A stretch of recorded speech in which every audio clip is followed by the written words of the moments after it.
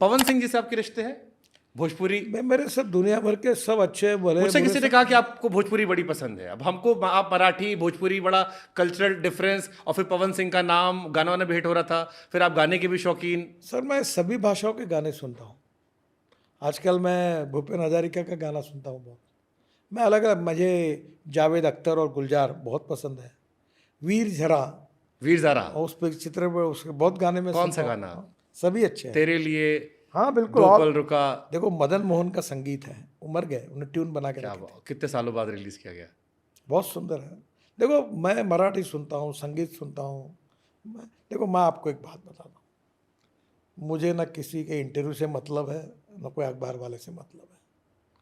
जिसने अच्छा कहा वो भी अच्छा, बुरा कहा वो बुरा कहा। मैं एक सड़क छाप छोटा आदमी हूँ। रात को रोज नहीं, जो सच्चाई ये तो बताता हूँ। मॉडेस्ट हो रहे सर। नहीं, जो अपना रात को मस्त जो खाना खाता हूँ रोज, रात को यही सोचता हूँ आज क्या खाना, मस्त अपना एंजॉय करता हूँ लाइफ।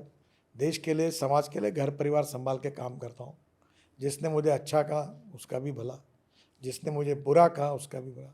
अखबार पढ़ना बहुत कम हो गया आजकल, एक हर बार थोड़ा देख लेता हूँ।